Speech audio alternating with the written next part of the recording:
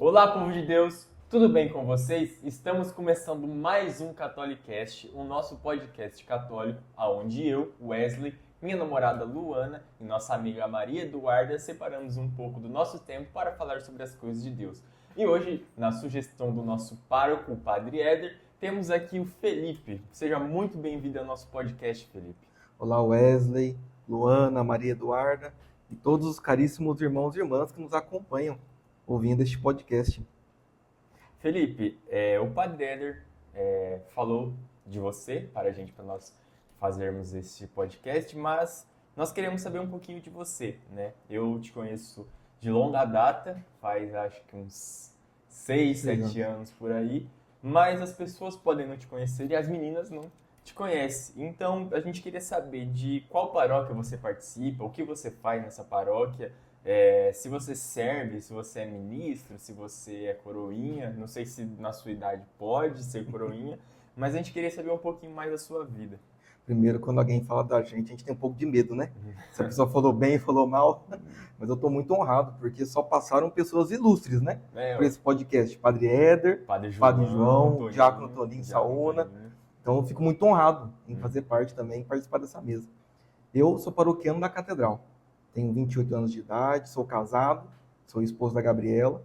E lá na Catedral, eu já fui funcionário da paróquia e eu servia como cerimoniário, sou MECEP também. Hoje eu ajudo na pastoral familiar. E eu trabalhei na Catedral até mais ou menos 2022, quando eu fui chamado para ser secretário pessoal do nosso bispo diocesano, Dom João Mamede Filho, que foi na ocasião que nós estávamos preparando o jubileu da diocese. Agora a gente vive o jubileu da igreja, né, 2025, mas há algum tempo atrás, 2023, foi o da diocese. Aí desde lá, eu acompanho o bispo em toda a sua agenda, em todo o seu dia a dia, e auxilio na cúria também no Tribunal Eclesiástico. Eu sou juiz auditor do Tribunal Eclesiástico. Certo. Atualmente você é ministro, ainda é cerimoniário, isso? O que você faz assim, de papel importante dentro da igreja? Na Catedral, eu sou cerimoniário da Catedral, mas eu sou o mestre das celebrações litúrgicas da diocese. Certo. Então acumula que eu sirvo na Catedral, eu sou o cerimoniário do bispo e o da diocese. Então eu acumulo todas essas funções. Na Catedral, eu sou MECEP também. Tenho a carteirinha de MECEP, fiz o curso de MECEP, mas atualmente eu não exerço. Eu sou só cerimoniário e atuo na pastoral familiar. O que é esse MECEP? É MECEP? Ministro extraordinário, tá, da comunhão eucarística da palavra. Então é só o nome, isso. Só uma abreviação, resumido. Isso. Alguns lugares isso é MESSE, também chamam de MESSE. Atualmente a gente comentando aqui fora das câmeras, você disse que está estudando para ser diácono. Isso. Como está sendo esse estudo para você? Você está gostando? Porque a gente teve o diácono Tony, né, Saúna, e ele contou assim um pouquinho de como funciona, mas ele, por ter uma longa caminhada, a gente não entrou muito no debate de como é como é os estudos, né? Você agora está estudando, como está sendo para você? É muito interessante, né? Porque, primeiro, a gente tem um pouco de dúvida. Para tudo a gente tem dúvida. Para qual faculdade a gente vai fazer, para quando a gente vai se casar, se a gente vai ser padre ou não vai ser padre. E para o diaconado também é uma questão vocacional. No começo eu não queria ser diácono, não. Eu fiz o discernimento para ser sacerdote. E no meio do discernimento eu percebi que Deus me chamava para o casamento, para o matrimônio, que a minha vocação era matrimonial. E eu decidi que não queria ser padre, não queria ser clérigo. Aí, depois que eu casei, dia 11 de março de 2023, passou 2 semanas. O meu pároco me telefona e pergunta se eu poderia ir conversar com ele. Aí, chegando lá, ele me perguntou se eu queria ser diácono permanente e que ele estava me chamando para ser diácono permanente. Na primeiro momento, eu falei, padre, imagina. O senhor conhece a minha história, sabe? Que eu não quis ser padre, não quis entrar no seminário, não quis seguir isso. O senhor me chama agora para ser diácono? Ele falou assim, olha, mas todas as justificativas que você colocou para não ser padre, eu acho que se encaixam muito bem para servir na igreja. Porque o padre é para a oração, para os sacramentos, o diácono é para o serviço. Certo. E por isso que eu quis casar. Eu acho que eu serviria melhor estando casado e como leigo na igreja. Né? E depois a gente começou os estudos. É 1 ano de propedêutico, que nós vamos uma vez por mês, aos sábados, lá no CDF, que é o nosso Centro Diocesano de Formação, e é um período propedêutico, é um período de conhecimento, um período de discernimento. Assim como na faculdade também, as primeiras disciplinas são propedêuticas introdutórias. Aí depois disso, aí que começa a escola de fato. Aí são 4 anos.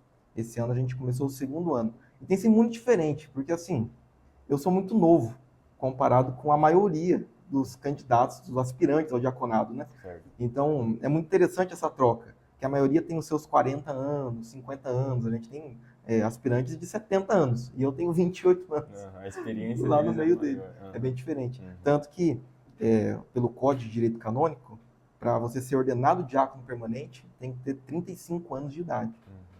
Se eu terminar a escola, eu termino com 31 anos de idade.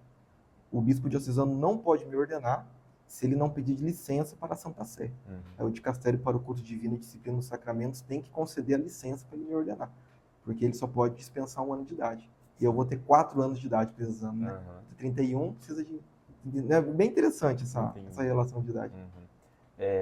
E no caso, você vai igual na faculdade, todo dia à noite, ou é só aos sábados? A escola diaconal? É isso. Quando a gente começa a escola diaconal, aí é uma vez por mês, mas são os finais de semana. Certo. Então a gente entra sexta-feira à tarde, finalzinho da tarde, e ficamos o sábado o dia inteiro e o domingo até às 5 da tarde. Então é bem extenso, é um currículo bem comprido mesmo, para a gente conseguir as matérias pastorais, que um diácono precisa para exercer bem o ministério dele. Certo. Fugindo do assunto do podcast, mas assim, pergunta sobre você. Como você descobriu e como tem esse discernimento de se você vai ser padre, ou se você vai para o matrimônio, ou se você vai ser uma outra coisa dentro da igreja? Como que chegou isso até você? A questão do discernimento é um momento que geralmente é muito doloroso, porque a gente quase que passa por um deserto. Às vezes algumas pessoas estão passando por isso, ou a gente conhece pessoas próximas que passam por isso. E na minha vida foi um momento que eu sempre amei muito os padres, os sacerdotes. Eu acho muito bonito, eu fico muito admirado quando eu encontro sacerdote, apesar de estar com muitos o tempo todo, eu sempre fico muito admirado. Aí um dia, na pandemia mesmo, eu fiquei muito perto, estava tudo fechado, e eu tinha que ir na catedral para transmitir as celebrações. Era a única pessoa que estava ali com o sacerdote, e aquilo me tocou muito. E quando abriram tudo, voltaram as celebrações, eu lembro que eu tive uma crise vocacional. Eu pensei, e se eu me tornar padre? E se Deus me chamar a isso? E por essa admiração ao sacerdócio, eu comecei a me indagar sobre a minha história, sobre como que foi na minha infância, minha adolescência, que eu não tinha refletido sobre a minha vocação naquele momento. E eu decidi que eu tinha uma dúvida na minha vida e que eu precisaria fazer a experiência. Então eu lembro que teve a Missa dos Santos Óleos, que foi numa data totalmente diferente, foi em agosto, no dia de São João Maria Vianney, que não pôde celebrar no dia que se celebra, né, que é quarta-feira santa. Se celebra na quinta, mas aqui a gente celebra na quarta-feira à noite. E eu lembro que eu decidi terminar meu namoro com a minha atual esposa. Aí no dia eu conversei com alguns padres amigos, lá na catedral, aí eu pensei comigo mesmo, e o mais difícil do discernimento é que Deus não vai aparecer igual apareceu o anjo Gabriel, né? Falou assim, serás a mãe do Senhor, do Salvador. Geralmente não, geralmente Deus respeita, ele sempre respeita a nossa decisão, a nossa vida, e ele não vai te obrigar a fazer nada. E eu fiquei como se eu não visse nada. Eu tinha que tomar uma decisão na minha vida, e a decisão foi aquela. Aí eu terminei meu namoro com a minha atual esposa, nós éramos namorados, e eu lembro que eu fui muito duro. Falei assim, Gabi, estou terminando o nosso namoro para entrar no seminário, e não me espere, que se eu não me tornar padre, a gente não vai voltar. Porque eu posso demorar 8, 9 anos, aí ela vai ficar esperando alguma coisa assim. Eu fui muito duro mesmo naquela época.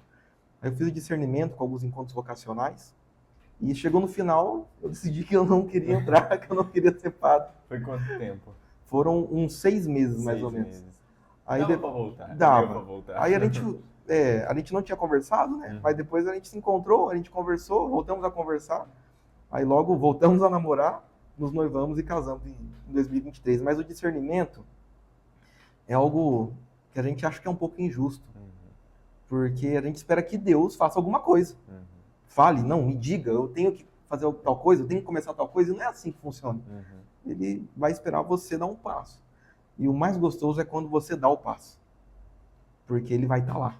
E que muitas vezes nós, tipo, se essa caneca quebrar, eu vou fazer tal coisa. E daí a gente pensa que Deus vai se mostrando na caneca quebrando. E geralmente não. Daí você foi, estudou um pouco ali, viu como era a vida, então aquilo ali foi mostrar pra você isso. Aquilo ali foi o seu discernimento, né? Não foi você, tipo, rezar pra quebrar essa caneca pra fazer tal coisa. Não, você foi até lá, igual você falou, o primeiro passo, né? E a vida vocacional, a nossa vida mesmo, como um todo, é uma eterna caminhada, né? A gente vai falar de quaresma, é uma eterna peregrinação neste mundo rumo ao céu.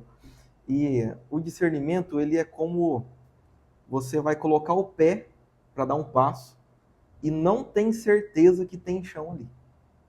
Tem que confiar. Então você entra com o pé, com o passo, acreditando e confiando que Deus vai colocar o suporte. E ele sempre coloca. Ele sempre coloca. Aí depois que ele coloca, aí você...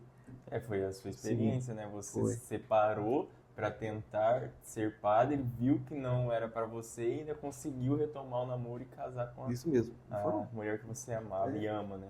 Nossas decisões que a gente vai tomando. E uma coisa muito legal que aconteceu, logo depois que eu decidi que eu não ia entrar no seminário, porque assim, todo mundo que decide virar padre, todo mundo já acha que é padre, né?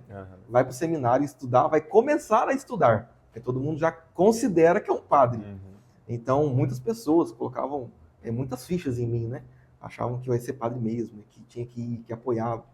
E a gente tem muito medo quando a gente começa a falar sobre vocação, ou quando decidir uma vocação, quando você decide voltar atrás.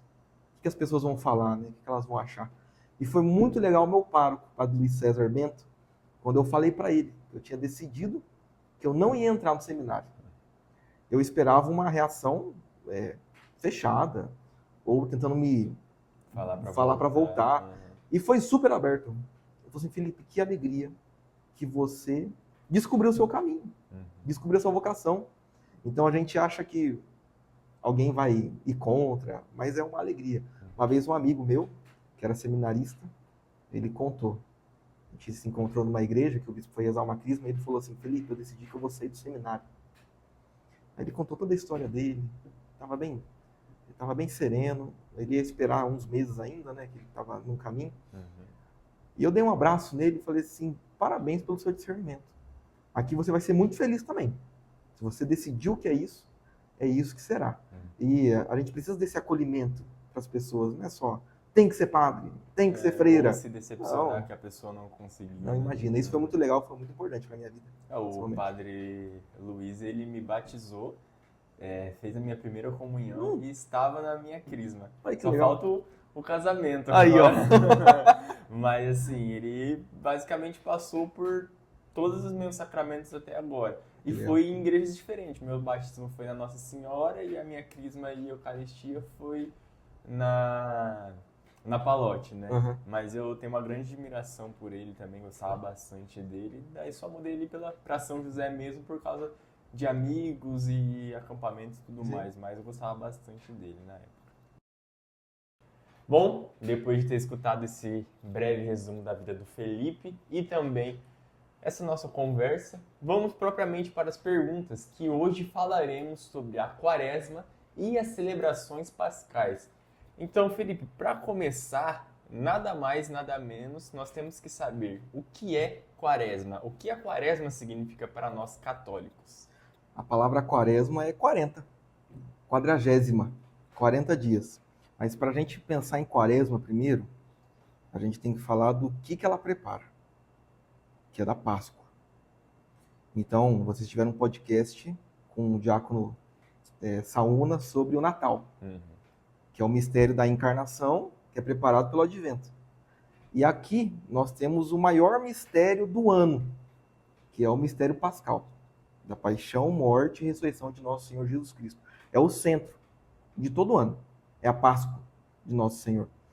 E para algo tão grandioso, tão valioso, para ser celebrado com tanta dignidade, a gente tem um período de 40 dias de preparação até esse momento. Então a Quaresma é esse período penitencial de oração que a gente faz subindo o monte da Páscoa. A gente pode falar como uma definição isso.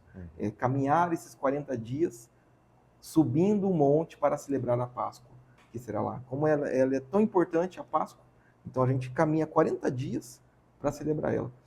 40, se a gente for pegar em tantas outras citações que vão falar sobre isso, né? Uhum. Então, por exemplo, o dilúvio dura 40 dias.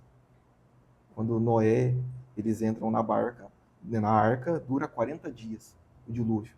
Aí depois Elias, o profeta Elias, ele caminha por 40 dias fazendo jejum, até conseguir alguma coisa. Aí depois Moisés, 40 dias na montanha.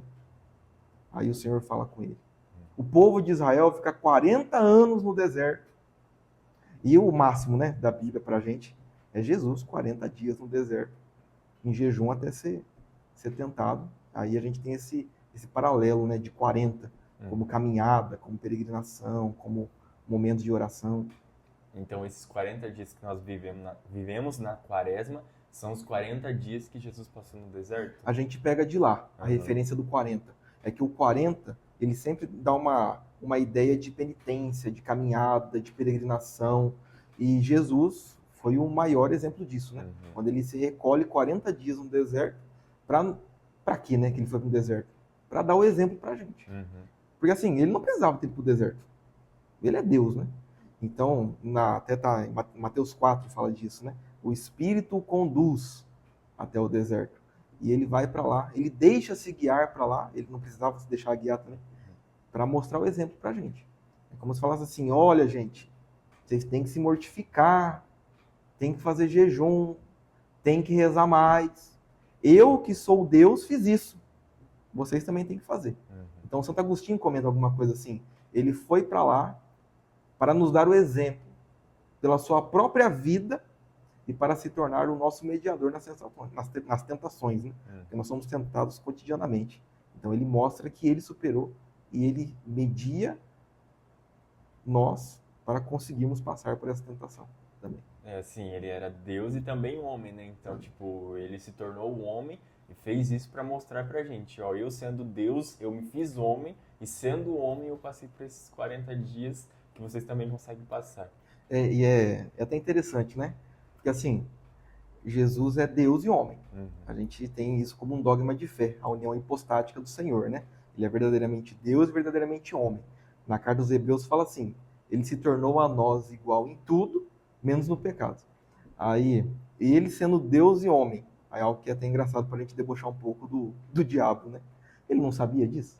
Então, por que ele foi tentar a Deus? Eu acho que a gente pode achar muitas coisas, né? Mas imagina só o demônio sabendo que Deus se encarnou. Porque pela tradição a gente ouve a história de que o Senhor Deus revelou para os anjos que um dia o seu filho se encarnaria, homem. E alguns anjos não aceitaram isso, né? Aí tem o relato de Apocalipse. Aí 1/3 dos anjos foi recolhido para a terra. E não aceitaram adorar o menino. Então imagina quanto tempo que o demônio ficou esperando isso acontecer. E ele não sabia, né? Aí começa a escutar um anjo cantando para os pastores que nasceu o Salvador. Aí os pastores vão ver o Salvador. Aí do nada nasce uma estrela diferente no céu e os reis magos vão lá atrás do Salvador. Aí o demônio fica como? Nossa, eu esperei a vida inteira. Por causa desse aí que nasceu. Eu fui expulso do céu. E se ele errar uma vírgula, eu ganho. Então, quando Jesus vai para o deserto, ele começa a ficar 40 dias de jejum. Depois ele sente fome, não é que ele teve fome 40 dias, né? O evangelho é muito claro, ele fica 40 dias de jejum, aí depois ele sente fome. Aí o demônio tenta a primeira coisa. Ele deve ter ficado espreitando Jesus assim, e pensando assim, eu vou esperar esse cara errar. Porque é uma coisa que ele faça de errado que eu ganho. Que eu mostro que aquele Deus que me expulsou do céu está errado. Aí quando ele sente fome, é igual a gente, né? A gente sente fome, é fácil de enganar a gente. Tanto que nos retiros a gente sempre alimenta muito bem, para as pessoas estarem muito bem nos retiros. Tanto que a pessoa fala assim, que o ministério mais amado é a cozinha. É a cozinha, né? É o mais difícil também. Quem fica lá sempre fala isso. E ele oferece pão. pede, transforma essas pedras em pães para você comer. Porque ele sabia que é por onde entra, né? Que é o mais fácil de conseguir. Então ele tenta. Ele sabia que era Deus? Ele não sabia de tudo, não. O demônio não sabia de tudo, porque ele não é onisciente, ele não é onipresente. Então ele não sabia de tudo. Mas ele podia ter quase certeza de que era Deus. Assim como ele tinha quase certeza de que ele não pecaria. Jesus é incapaz de pecar, né? Sendo Deus. Mas ele tinha que tentar. É uma coisa que foi irresistível para ele. Então, eram duas tentativas. A tentativa dele tentar ganhar e a tentativa dele falar assim, vem, faça isso para Jesus, né? Tentar Jesus a fazer alguma coisa. Porque se Jesus tivesse um mínimo de deslize ali, o demônio teria ganho. O demônio teria ganho. Então a tentação, ela o demônio deve ter rodeado muito a vida do Senhor para que ele deslizasse. Então, Jesus sendo Deus, né? A gente pode pensar, qual que é a maior tentação? Não está falando sobre o deserto agora. Mas uns falam assim, no alto da cruz, ele não ter descido. Ele era Deus. Ele podia ter descido da cruz, podia não ter sofrido. E mesmo assim sofreu para nos salvar e nos dar o exemplo. Nos dar o exemplo. Você falou que é o ápice, né, da fé, a crucificação, né, que vai ser a Páscoa.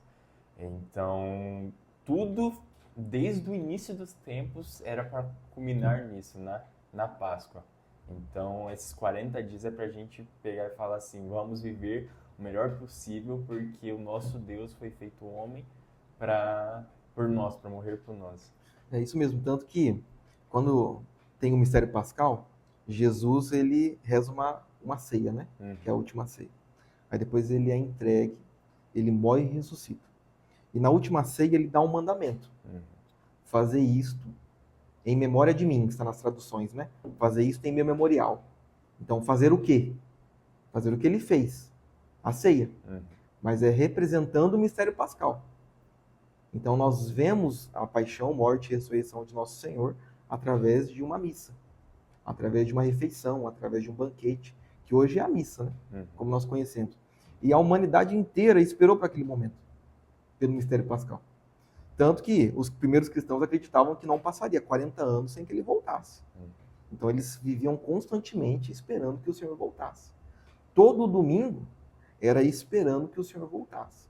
Então a gente pode dizer que a nossa vida inteira é uma quaresma esperando a Páscoa do Senhor. Porque esse mundo, se não é uma quaresma, é um mundo de sofrimento, um mundo de caminhada, um mundo de peregrinação, um mundo de penitência, para chegarmos até a Páscoa, que é quando o Senhor vai se manifestar. A gente pode dizer que o mistério pascal surge daí. Aí depois a igreja vai estabelecendo o ano litúrgico, né? Então a gente celebra todo domingo, aquele domingo da Páscoa. Todo domingo é o dia do Senhor, todo domingo é o dia que se celebra a Páscoa do Senhor. Então a gente vai estabelecendo o ano litúrgico nessas celebrações que a gente vai ter. Você falou sobre essa questão que é uma preparação para a Páscoa, né?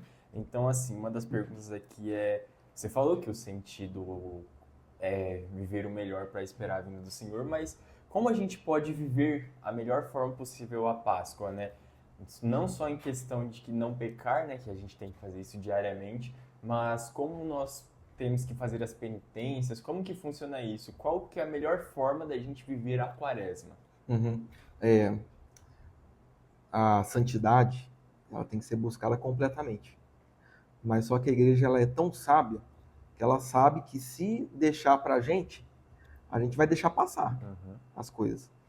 E ela não conseguiria, num domingo, falar sobre todo o mistério da vida de Nosso Senhor. Então ela divide em tempos pedagógicos para a gente mesmo.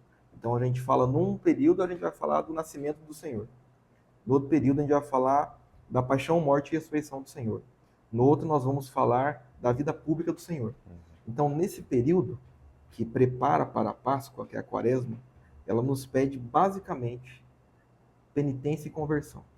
E é 3 palavras que a gente pode viver muito bem a Quaresma, que é jejum, oração e esmola.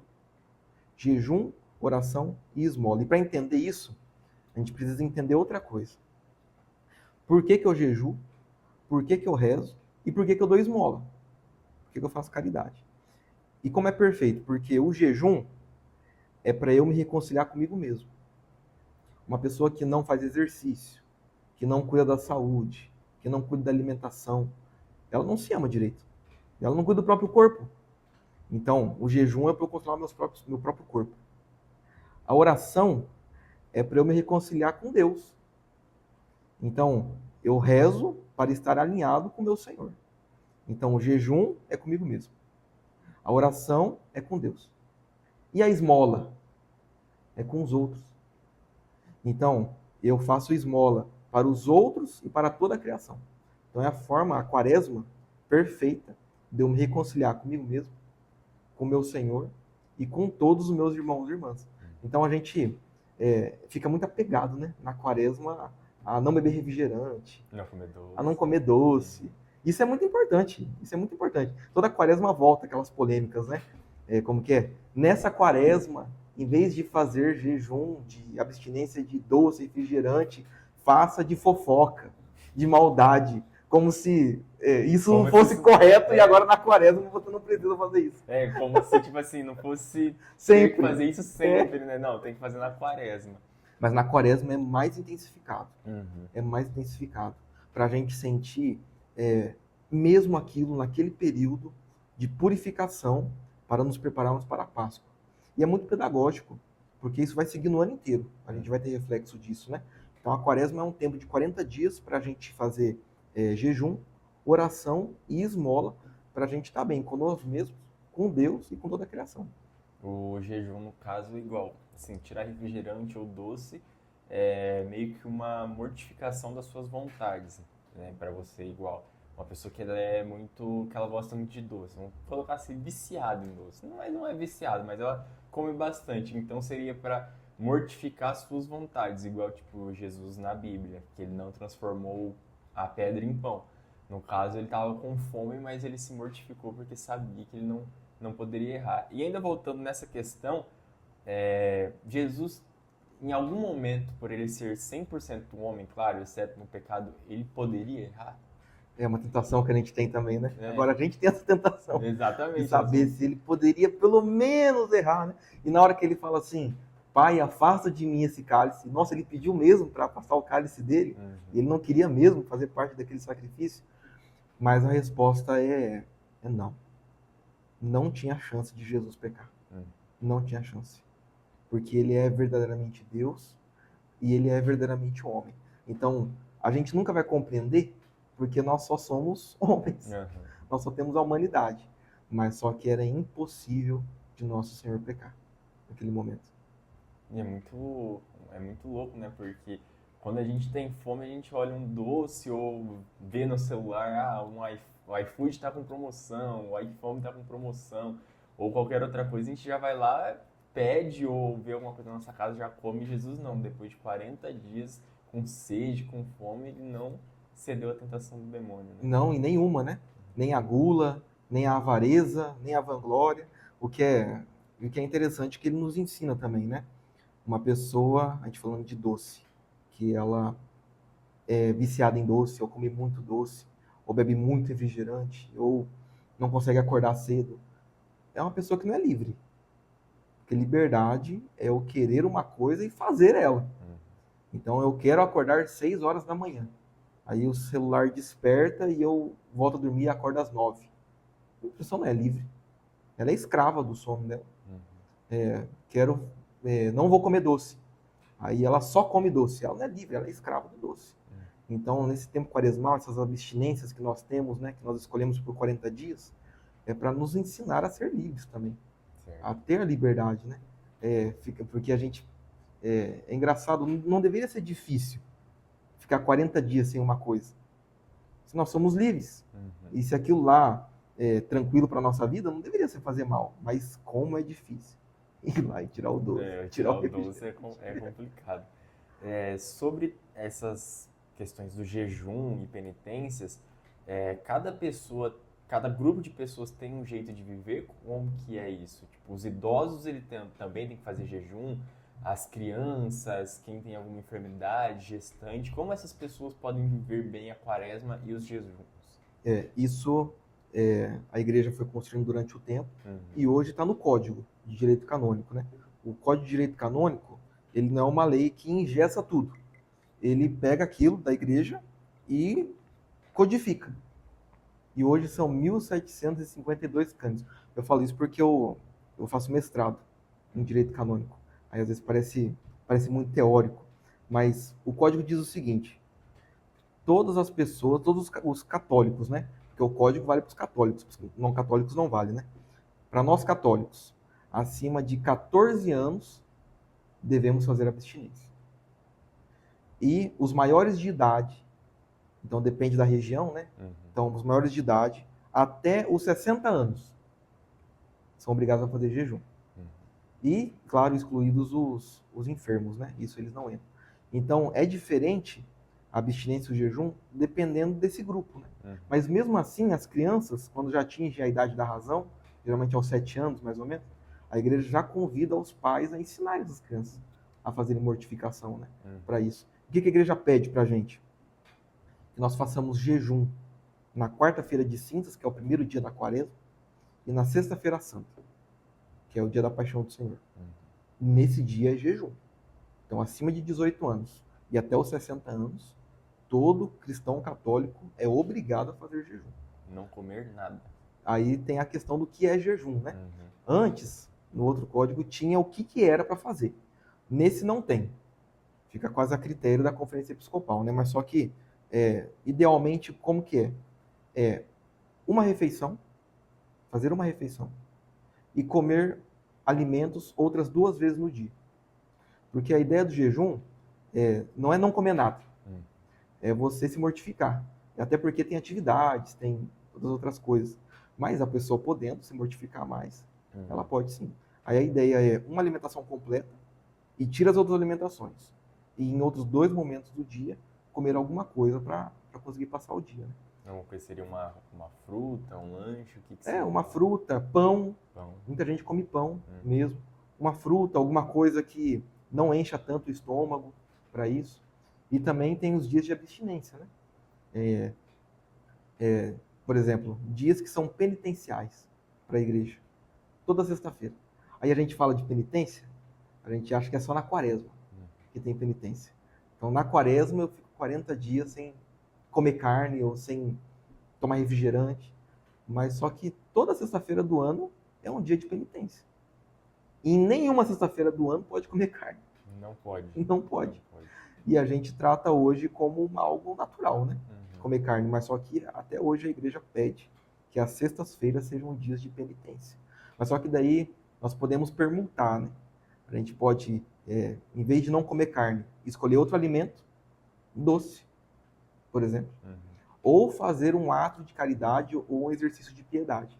Então, fazer um ato de caridade, fazer uma doação de esmola, assistir uma liturgia, uma missa, como permuta por ter comido carne ou por comer carne, né? Em vez de fazer essa penitência de carne, faz a penitência faz outro alimento ou um ato de caridade ou assistir uma celebração, uma liturgia. Mas o específico é a carne. É a carne. O específico é a carne. Porque muitas vezes a pessoa ela esquece também, daí quando ao longo do dia, se ela lembrar, ela pode fazer essas outras coisas. Então, é que a gente não deveria esquecer, né? É uma coisa que o católico devia estar atento. Mas nessa questão das crianças de mais de 7 anos, são abstinência também, não é um jejum. Acima de 14. 14. É obrigado a fazer abstinência. Mas as menores são convidadas. Até porque é uma forma dos pais conseguirem colocar essas crianças na vida familiar, né? Então as crianças já vão entendendo o que a família está fazendo. Então a família toda faz abstinência de doce. A criança também vai entrando na dinâmica para aprender a fazer abstinência, a renunciar às coisas, a não ter o tanto de coisa que a gente vê hoje, né? As crianças não conseguem ouvir um não na vida delas. Então a igreja também pede para que os pais ensinem e já vão colocando as crianças nessa dinâmica de abstinência e de oração. Tem alguma explicação do porquê que a igreja pede na quarta-feira de cinzas e na sexta-feira da paixão não poder fazer refeições livres e ficar em jejum? Na quarta-feira de cinzas é um momento que nós iniciamos a quaresma. Então, é quase um choque, né? Porque a gente está celebrando o tempo comum, veio do Natal e a gente entra na quaresma. depois do carnaval, dia de carnaval. E a gente entra na quarta-feira de cinzas. Então a gente faz um jejum. Antigamente era muito interessante, como era a quarta-feira de cinzas. As cinzas não eram impostas sobre todo mundo. Eram impostas apenas em quem tinha que fazer uma penitência pública. É porque, Wesley, não é igual hoje, que eu me arrependi do meu pecado, aí eu vou lá e o padre me absolve. Aí eu vou para casa. Não, antigamente você recebia a absolvição de uma confissão uma vez na vida. Aí uma pessoa matou outra, uma pessoa adulterou, uma pessoa cometeu outro pecado. Ele tinha que ir lá na praça, falar publicamente o que ele fez. Aí quando ia começar a quaresma, ele era expulso da igreja. Ele ficava 40 dias vestido com um saco, e o padre, aí ele jogava cinzas nele, para mostrar que ele começou o período de expiação dos pecados dele, que ele falou publicamente. Aí eles eram readmitidos na Vigília Pascal, essas pessoas. Então, para a gente, depois estendeu para toda a igreja, né? A imposição de cinzas na nossa cabeça, para a gente ter também essa experiência, né? Penitencial. Então, a gente tem um jejum aqui para mostrar esse marco do início da quaresma. E na sexta-feira da Paixão do Senhor, é meio que autoexplicativo, a gente pode dizer que não é algo nem religioso, é algo humano mesmo. O sofrimento que Jesus passou. Né? Algo do humano fazer jejum nesse dia. Para melhor celebrar também depois da Vigília Pascal. Os antigos até dizem assim, né? Que no dia de Sexta-feira Santa, nem a enxada pode relar no chão. Porque é como se estivesse batendo nas costas de Nosso Senhor. Então as pessoas antigamente mesmo, lá na roça, né? Eles falam, eu não morei na roça, mas muitas pessoas contam. Tinha que andar devagarzinho para não fazer barulho. Até os passarinhos cantam menos. Parece que é um dia mais sereno, mais silencioso. E até hoje na nossa região a gente percebe isso. Parece que é um dia bem Sexta-feira Santa mesmo. Quando eu era menor eu percebi que tinha um pouco mais de apreço. Hoje em dia, como as coisas elas estão bem mais... consumistas, né? Assim, parece que é um dia comum. Hoje em dia você vê som ligado. A Páscoa principalmente, a Páscoa ficou mais. Mas é que na Sexta-feira Santa, tipo, quando eu era menor, a gente percebia essa questão de todo mundo ficava, sabe, parece que o clima pesava, realmente era um clima pesado. Lá na minha casa nós desligávamos os aparelhos, TV não ligava, até na casa da minha avó também não tem esse tipo de coisa quando é na sexta-feira. Então realmente era algo que tocava. Eu, quando criança, então eu ficava tipo, o que tá acontecendo, sabe? Eu não posso assistir um desenho, mas hoje em dia eu vejo que as pessoas não têm mais esse temor a Deus. É sempre música e barulho, um monte de coisa, e parece que estamos perdendo essa relação. É quase que uma dessacralização das pessoas, né? Muitos deixam de ir na missa. Se nós participássemos do Tríduo Pascal, né? Imagina só, um católico, nós, participando da quaresma por 40 dias, fazendo jejum, oração e esmola. Aí começa o Tríduo Pascal. No começo do Tríduo Pascal, na Quinta-feira Santa, é uma alegria, o Glória tem os sinos tocando, tudo é muito alegre, e depois para tudo. Aí a missa é só um órgão, é só um violão, são poucas vozes, parece que o tom vai ficando mais pesado na celebração. Aí ela acaba diferente, porque não tem bênção final na quinta-feira. Aí o padre leva as âmbulas para um outro lugar. Alguns lugares toca matraca, já viu já? Um pedaço de madeira, com um pedaço de ferro, que vai batendo assim forte. É um som bem triste de ouvir. Aí vai todo mundo em procissão, e a missa não acaba. Aí as pessoas ficam em oração, ninguém tem direito do que está acontecendo, porque geralmente a gente está acostumado, né? Tem uma bênção final e todo mundo vai embora. Naquele dia você faz uma oração silenciosa, aí algumas pessoas vão começando a ir embora, ninguém fala nada. Parece que chega em casa, já não tem mais fome, as coisas vão perdendo sabor. Aí na sexta-feira a gente tem que fazer vigília, aí tem que ir lá fazer oração, na Capela da Reposição. Aí os cantos são todos pesados, reflete a morte. É um dia que não dá vontade de comer mesmo. Aí nas 3 da tarde, né, na Paixão, quando a celebração começa, geralmente começa como? Com nada. O padre começa a andar em direção ao presbitério e quando ele chega lá, ele cai na frente do altar. é um dia que é quase triste, vamos dizer assim, para nós, né? Pensando do lado humano. E não dá vontade de comer mesmo. E quando vai dar vontade de comer? Na Vigília Pascal. Aí canta o Glória, aí a gente ressuscita, aí tem um Aleluia de novo, aí todas as coisas são bonitas, são maravilhosas. Aí a gente sai de lá e se alimenta bem, faz o ágape, né? O ágape pascal, da ceia pascal. Então, se você vê humanamente falando, é algo que nos convoca o jejum na Sexta-feira Santa. E do carnaval, ele tem algum significado para a igreja ou é simplesmente uma festa humana? Que você termina o carnaval e já vai para a quarta-feira de cinzas. O carnaval não tem nada a ver com a igreja, ou é algum período ali de você estar meio que no entusiasmo e depois você começa o seu período de penitência. Como que é? Tem algumas teorias que falam que vem de carnaval, carnavele, né? De acabar com a carne, né? E agora vai começar a quaresma. Outros falam que é de origem pagã, mas só que hoje, para a Igreja Católica, nós não celebramos o Carnaval. O Carnaval não faz parte do nosso calendário de celebrações.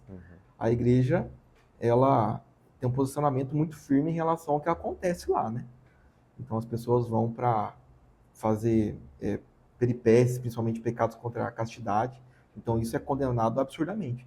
Mas os divertimentos sadios,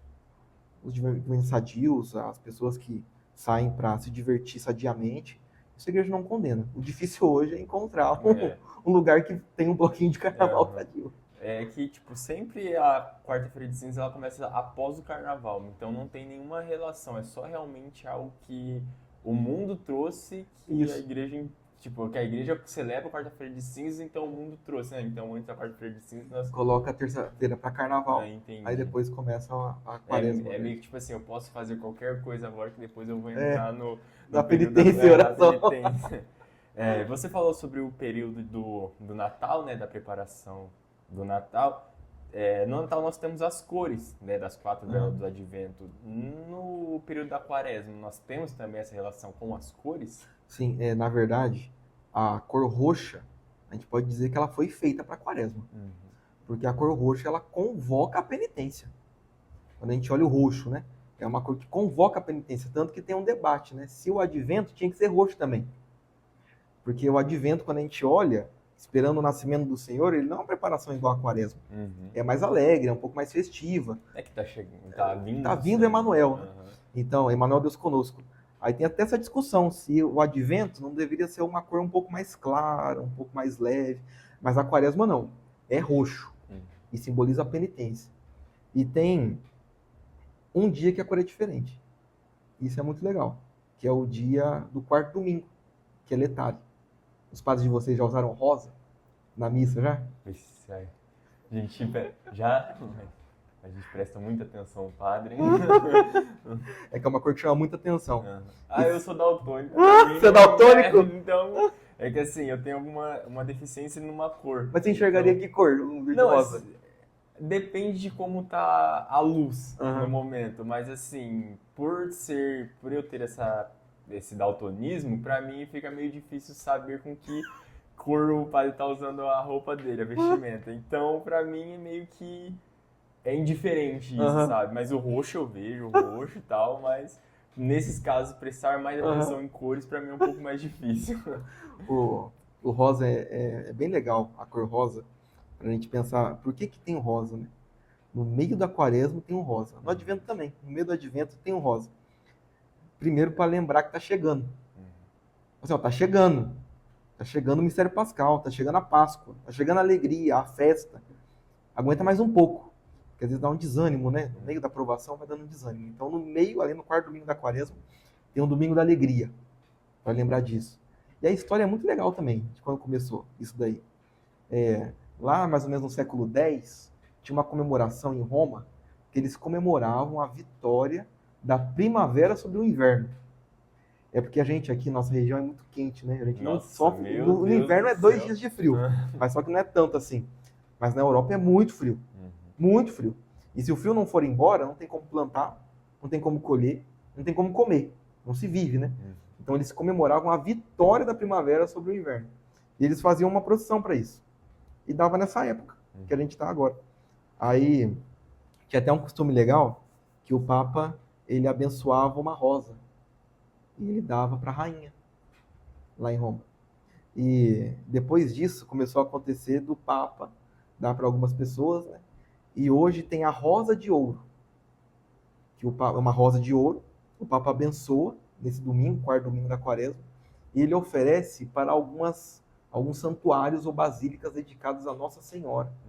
Então, por exemplo, lá em Aparecida tem 2 rosas de ouro, eu acho, se eu não me engano. 2 ou 3, não tenho certeza. Então é uma tradição que fica até hoje na igreja. Isso é muito legal. Então o Rosa ele foi para fazer essa virada, tipo, nós vamos chegar, então nós vamos aguentar mais um pouco. Mas todos os domingos, exceto esse, é o roxo. É o roxo. É o roxo. É que você é daltônico, né? Eu sou daltônico. É até para na hora de ver. É tudo roxo. Aí quando tem um domingo é rosa. Alguma coisa é diferente.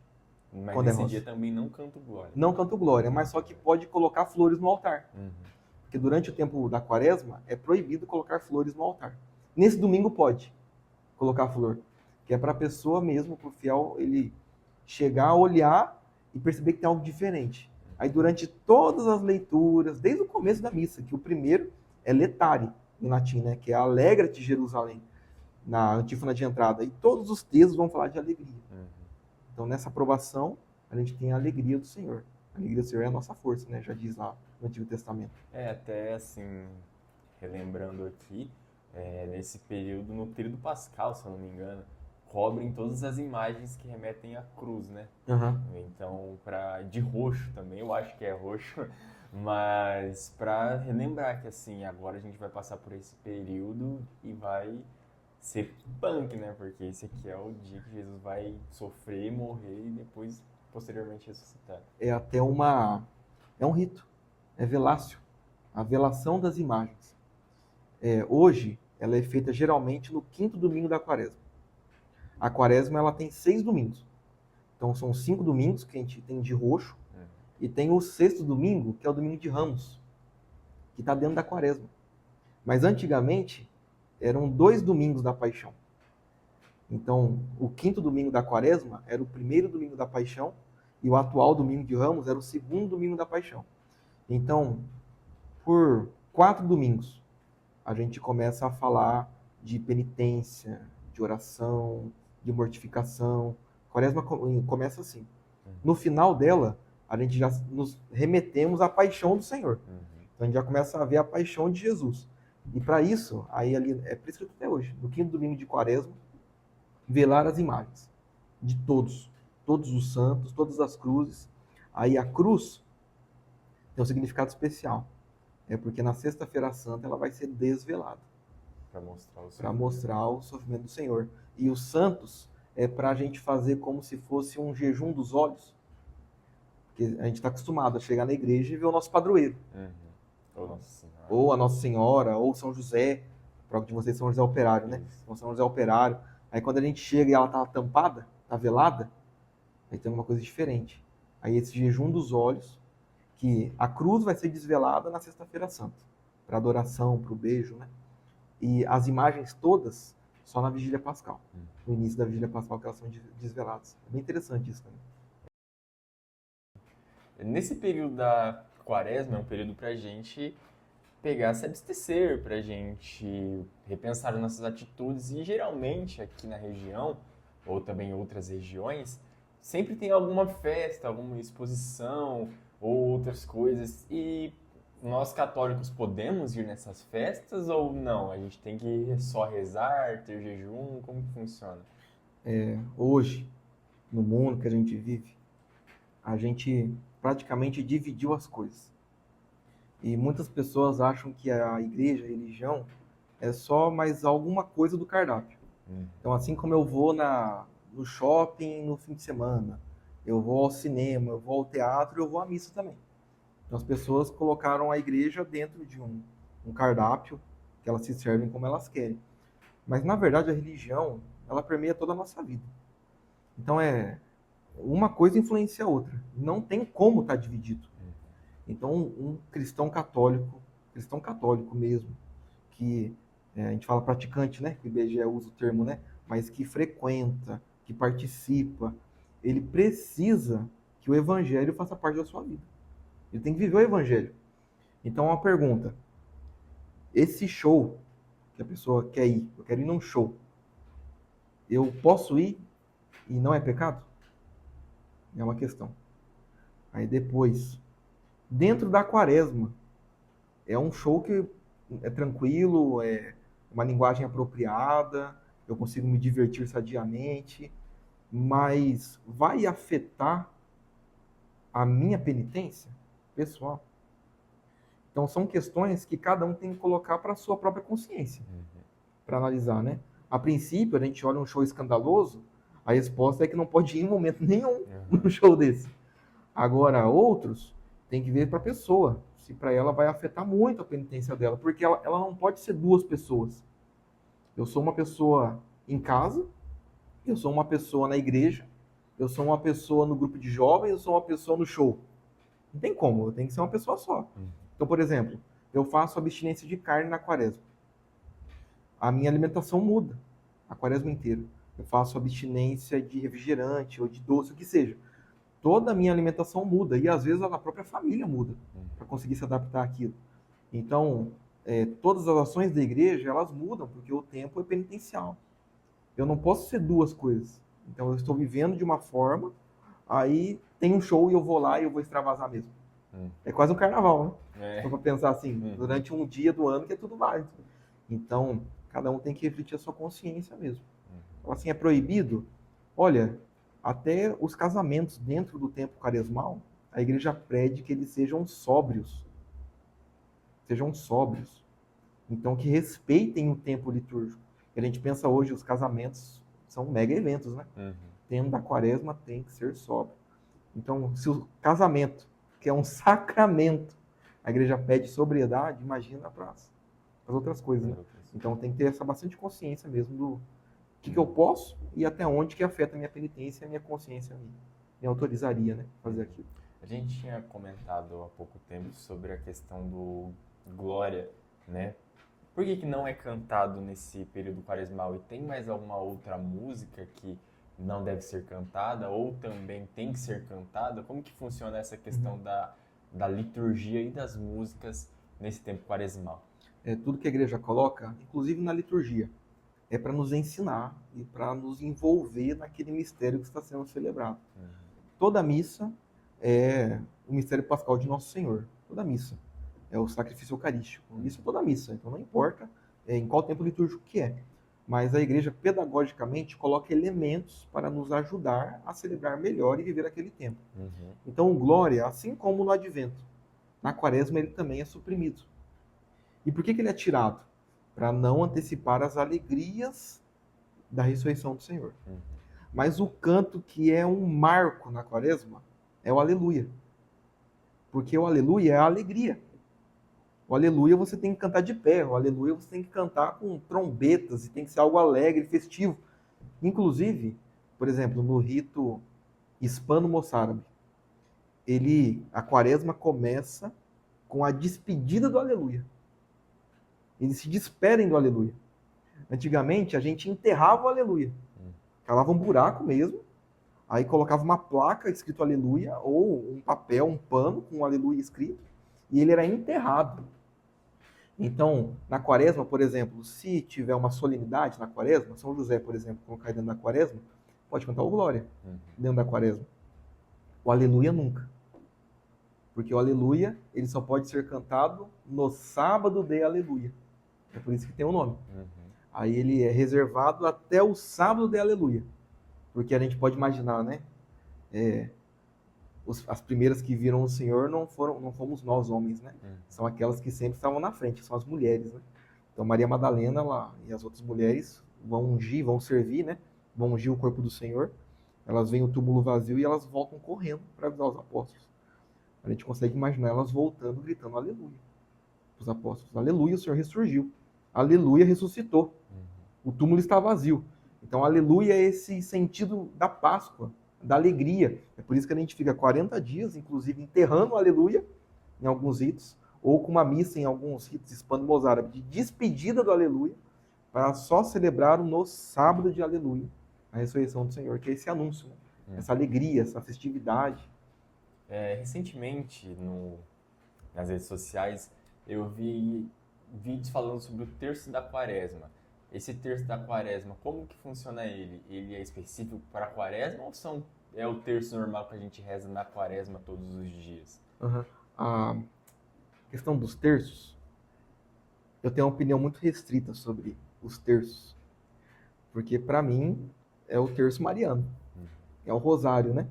E todos os terços deveriam conduzir-nos ao rosário. Então a igreja, como magistério oficial, coloca o rosário mariano, que medita os mistérios de Nosso Senhor, né? Dolorosos, luminosos, gozosos e gloriosos de Nosso Senhor Jesus Cristo. Os outros terços que a gente chama, que é aproveitando a estrutura, né? Então tem as contas das Ave Marias que a gente reza no Rosário Mariano e aproveita essa estrutura em revelações privadas. Por exemplo, o mais famoso, acho que depois do Mariano, é o terço da Divina Misericórdia. Jesus, eu confio em vós, né? Tem misericórdia de nós e do mundo todo, em que foi revelada a Santa Faustina. E assim como esse, os outros, que não marianos, são revelações privadas. Então, aquela pessoa, ela reza melhor daquela forma, com aquelas palavras. E o da quaresma é uma revelação privada que vai meditando os pontos da quaresma. Então, penitência, a reconciliação é um mistério dedicado para procurar o sacramento da reconciliação, né, para procurar a confissão. Então ele vai passando na estrutura do terço para meditar esses pontos da quaresma, né? Não é como revelação privada, é possível as pessoas realizarem, mas o ideal seria o terço mariano. Principalmente os mistérios dolorosos, né, de Nosso Senhor. Seria o ideal, mas é uma possibilidade. Da misericórdia também é muito rezado na quaresma. Mas como que é rezado esse terço da quaresma? Ele é Ave Maria? É a mesma estrutura, mas ele tem algumas orações específicas. Agora eu não sei de cabeça as orações específicas.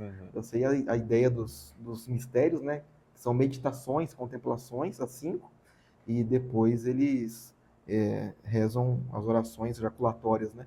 No meio nas dezenas. Assim, rezando esse terço, você não precisa rezar o Mariano ou da Misericórdia, você tem que rezar esses outros também. É que ele não não seria um terço mariano, né? Seria uma devoção privada, uma jaculatória. Por exemplo, eu rezo constantemente ao meu anjo da guarda e a São Miguel Arcanjo. Isso é uma devoção pessoal que a igreja coloca, né? Muitas pessoas rezam o terço da misericórdia às 3 horas da tarde. Mas alguém que tem o costume de rezar o terço mariano, seria bom que ela rezasse. E seria muito bom que esses terços encaminhassem para o terço mariano. Né? A oração nunca é demais. A oração mental. Mas só que no tempo da quaresma é muito bom refletir sobre isso. Porque são coisas específicas para a gente conseguir refletir sobre a quaresma. Né? Mas muito recomendado o terço do Mistérios Dolorosos. Isso é fantástico para a gente meditar mesmo a dor. Tem dias específicos para rezar os terços, né? Tipo, Sim. Segunda, o doloroso, terça, o glorioso, como que é? Sim, de domingo é o terço glorioso. Domingo é glorioso. Porque mostra a ressurreição de Nosso Senhor, né? Então, domingo tem que ser o glorioso. Aí, por exemplo, o que você acha que seria sexta-feira? É o doloroso, porque fala das dores de Nosso Senhor, né? Então, domingo e quarta são os gloriosos.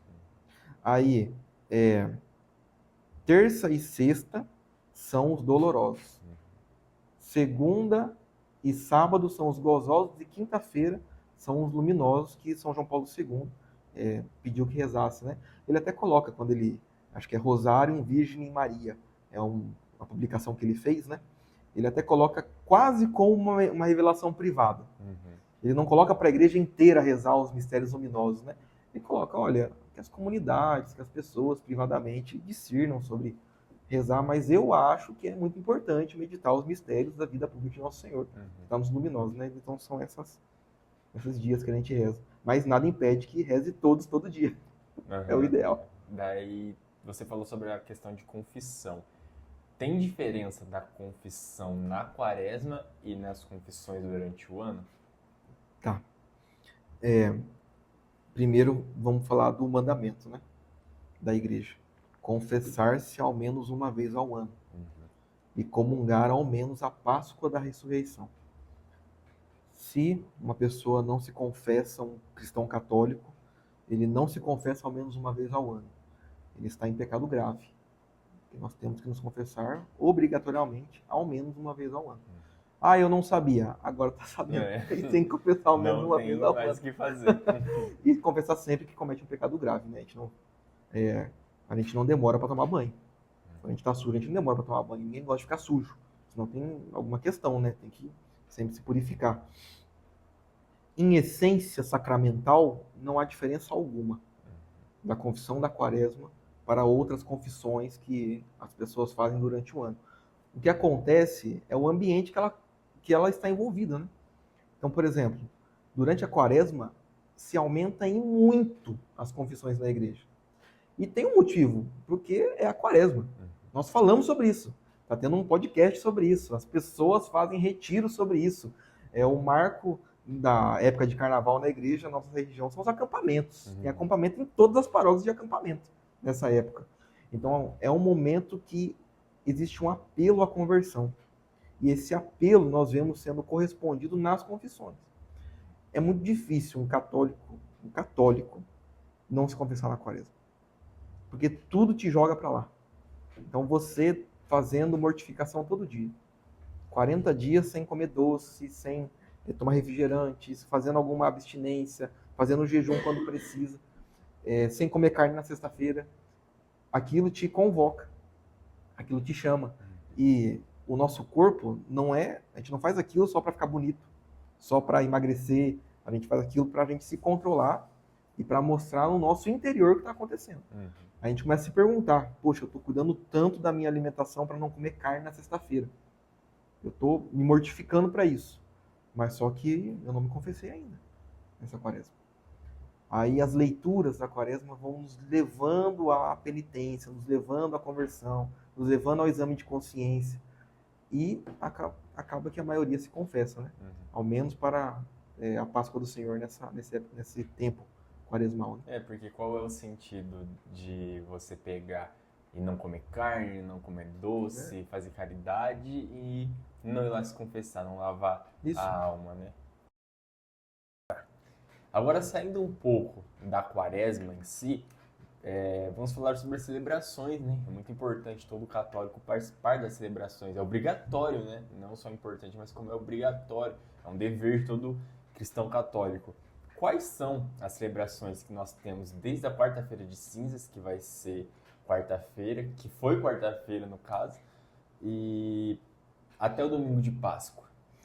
A quarta-feira de cinzas é o início, né? É o marco do tempo quaresmal, onde nós temos as cinzas impostas na nossa cabeça, como sinal de conversão e penitência mesmo. Aí depois, os domingos, aí primeiro domingo, segundo, terceiro, quarto, quinto domingo da quaresma. São esses 5 domingos que a gente vai ter a cor roxa, e a gente falou de um, né? Tem a cor rosa, aqui que é o quarto, né? Aí depois, o sexto domingo da quaresma é o domingo de Ramos. É o domingo da Paixão do Senhor, que geralmente tem a procissão, né? As pessoas fazem a procissão de um lugar até o outro, levando os ramos e tudo mais. Essas são celebrações que nós participamos na quaresma. Oficialmente, que tem que rezar a missa, tem que participar assistir a missa inteira nesses dias. Já o domingo de Ramos, ele é mais alegre, ou não? Ele tem, assim, algo mais leve, né, do que a quaresma inteira. É os dois, porque a gente fala sobre a Paixão do Senhor, tanto que é o domingo de Ramos da Paixão do Senhor. A gente acolhe o Senhor como Salvador, né, abanando Ramos, mas nessa missa a gente se ajoelha porque foi lido o Evangelho da Paixão de Nosso Senhor. Então tem essa dupla, né, essa ambiguidade, essa questão da entrada triunfante de Jerusalém e da Paixão do Senhor. A gente está falando do domingo de Ramos, não é na sexta-feira, que é o dia da paixão. Mas aqui a gente já leu o Evangelho da Paixão do Senhor para ver essa ambiguidade, né? Que é onde marca o início da Semana Santa. A quaresma ainda não acabou. A quaresma acaba na quinta-feira santa, antes de começar a missa. Quando começa a missa da ceia do Senhor, do tríduo pascal, aí acaba a quaresma. Aí começa o tríduo pascal. Mas com o domingo de Ramos começa a Semana Santa. Aí tem alguns dias de quaresma ainda até o início da quinta-feira santa da missa. Por que a gente lê a paixão de Cristo no domingo de Ramos e não na sexta-feira? É por conta da procissão ou é algo para a gente já ir relembrando o que aconteceu? Dentro da quaresma, ela tem um duplo significado. Como é preparação, é penitência, oração, no começo dela a gente fala sobre isso. Mas ela também é uma preparação para o Tríduo Pascal, para a ressurreição, então ela já prepara para a Sexta-feira Santa. É por isso que os 4 primeiros domingos falam de penitência e oração, os outros 2 domingos vão falar da paixão de Nosso Senhor. Então já remete para a sexta-feira. Aí a gente vai entrar mais especialmente ali na Semana Santa para celebrar o Tríduo Pascal. É da paixão, morte e ressurreição, mas é muito acentuado, né? A paixão na Sexta-feira Santa.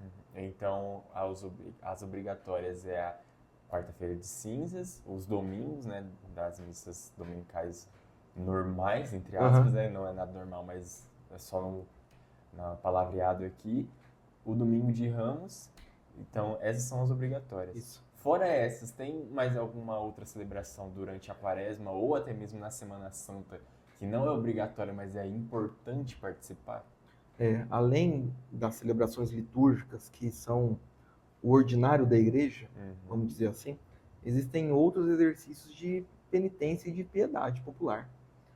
Acredito que o mais famoso é a Via Sacra, dentro da quaresma. Geralmente, muitas paróquias, muitas comunidades, toda sexta-feira fazem a Via Sacra. 14 estações meditando o caminho da paixão do Nosso Senhor, né? Da Via Crucis, né? De Nosso Senhor Jesus Cristo. Aí depois, além da Via Sacra, na Semana Santa, nós temos o Tenebrário, o Ofício das Trevas. Algumas pessoas já viram, né? Um candelabro com 15 velas, que lá se chama Tenebrário. Aí todas elas começam acesas e já vai apagando. Já participou? Já de algum já? Uma vez a pedido não, convite da igreja, né? E a minha namorada me chamou para ir. Ela já tinha ido uma vez e eu nunca tinha ido, nunca tinha ouvido falar, né, no Ofício das Trevas. E é pesado, cara. É diferente de tudo que você legal. já viu. É legal, mas assim, é diferente de tudo que você já viu. Você realmente tem algumas paróquias que fazem de manhã, não sei como funciona, mas ali na São José nós fizemos à noite. E assim, tudo apagado na igreja, as velas lá em cima, e vai tendo essa celebração. O sentido do Ofício das Trevas é mostrar as trevas mesmo. Por isso que vai apagando, né? A cada número de salmos vai apagando uma vela, vai apagando outras velas, até chegar na última e ela ser apagada também, né? E fica todo mundo no escuro. O horário é uma junção de 2 horas canônicas litúrgicas. Antes da reforma litúrgica, a gente chamava de vigílias e matinas, que era de manhã. Hoje é o ofício das leituras, que geralmente é rezado de madrugada, e laudes, que a gente reza quando o sol está nascendo, né? As laudes. É a junção dessas 2 horas. Então, por isso que o melhor horário é de madrugada. Celebrado, né? Se for a verdade do momento, a verdade litúrgica daquela celebração, nesse momento de madrugada, na sexta-feira santa ou no sábado santo de manhã. E é interessante no final, né? No final todo mundo tem que fazer muito barulho, né? Tem que ficar batendo nos bancos, tem que ficar batendo para fazer o som do tremor que aconteceu na terra quando o Nosso Senhor ele morreu, né? Então não sei se vocês fizeram isso quando vocês foram, mas só que geralmente tem, as pessoas batem, fica todo mundo batendo no banco para fazer essa imitação do tremor. E é bem forte mesmo, quando esse som de madeira, né, batendo na madeira, assim. Todo mundo, muita gente batendo.